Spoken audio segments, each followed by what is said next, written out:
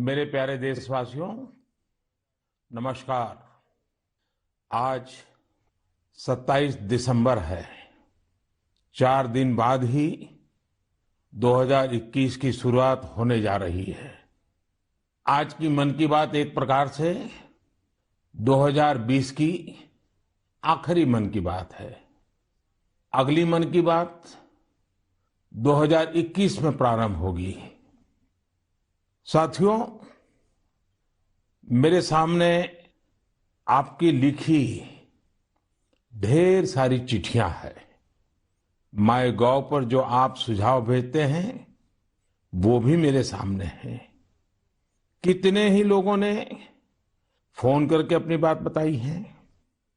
ज्यादातर संदेशों में बीते हुए वर्ष के अनुभव और 2021 से जुड़े संकल्प है। कोल्हापुर से अंजलि जी ने लिखा है कि नए साल पर हम दूसरों को बधाई देते हैं, शुभकामनाएं देते हैं। तो इस बार हम एक नया काम करें। क्यों न हम अपने देश को बधाई दें, देश को भी शुभकामनाएं दें। अंजलि जी, वाकई बहुत ही अच्छा विचार है। हमारा देश 2021 में सफलताओं के नए शिखर छुए, दुनिया में भारत की पहचान और सशक्त हो, इसकी कामना से बड़ा और क्या हो सकता है। साथियों, नमो ऐप पर मुंबई के अभिषेक जी ने एक मैसेज पोस्ट किया है। उन्होंने लिखा है कि 2020 ने जो जो दिखा दिया, जो जो सिखा दिया, वो कभी सोचा ही नहीं था। कोरोना से जुड़ी तमाम बातें उन्होंने लिखी हैं। इन चिट्ठियों में, इन संदेशों में मुझे एक बात जो कॉमन नजर आ रही है, खास नजर आ रही है, वो मैं आज आपसे शेयर करना चाहूंगा। अधिकतर पत्रों में लोगों ने देश के सामर्थ्य, देशवासियों की सामूहिक शक्ति की भरपूर प्रशंसा की है।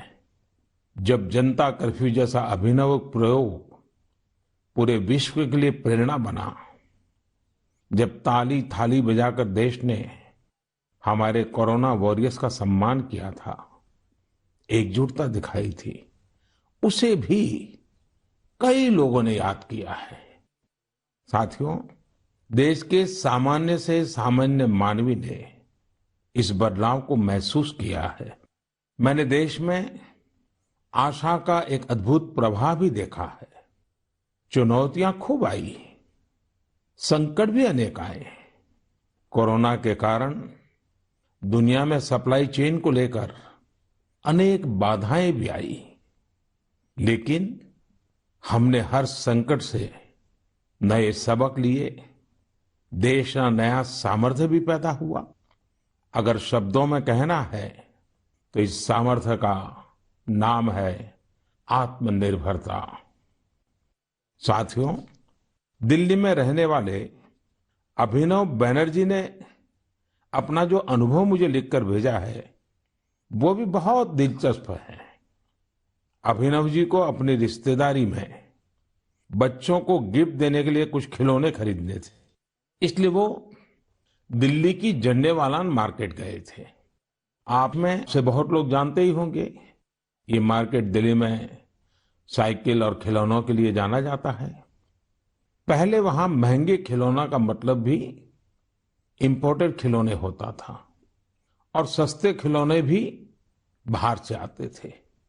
लेकिन अभिनव जी ने चिट्ठी में लिखा है कि अब वहां के कई दुकानदार कस्टमर्स को ये बोल बोलकर टॉयज बेच रहे हैं कि अच्छे वाला टॉय है क्योंकि ये भारत में बना है, मेड इन इंडिया है। कस्टमर्स भी इंडिया मेड टॉयज की ही मांग कर रहे हैं। यही तो है ये सोच में कितना बड़ा परिवर्तन।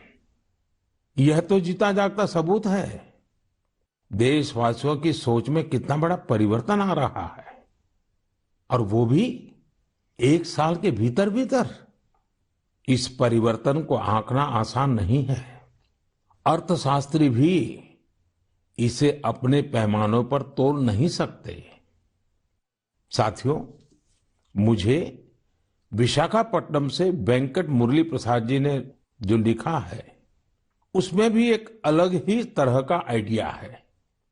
वेंकट जी ने लिखा है, मैं आपको 2021 के लिए 2021 के लिए अपना एबीसी अटैच कर रहा हूं। मुझे कुछ समझ में नहीं आया कि आखिर एबीसी से उनका क्या मतलब है। तब मैंने देखा कि वेंकट जी ने चिट्ठी के साथ एक चार्ट भी अटैच कर रखा है। मैंने वो चार्ट देखा और फिर समझा कि एबीसी का उनका मतलब है आत्मनिर्भर भारत चार्ट, एबीसी। यह बहुत ही दिलचस्प है। वेंकट जी ने उन सभी चीजों की पूरी लिस्ट बनाई है जिन्हें वो प्रतिदिन इस्तेमाल करते हैं। इसमें electronics, stationery, self care items, उसके अलावा और भी बहुत कुछ शामिल है। वेंकट जी ने कहा है कि हम जाने अनजाने में उन विदेशी प्रोडक्ट्स का इस्तेमाल कर रहे हैं जिनके विकल्प भारत में आसानी से उपलब्ध है। अब उन्होंने कसम खाई है कि मैं उसी प्रोडक्ट का इस्तेमाल करूंगा जिनमें हमारे देशवासियों की मेहनत और पसीना लगा हो।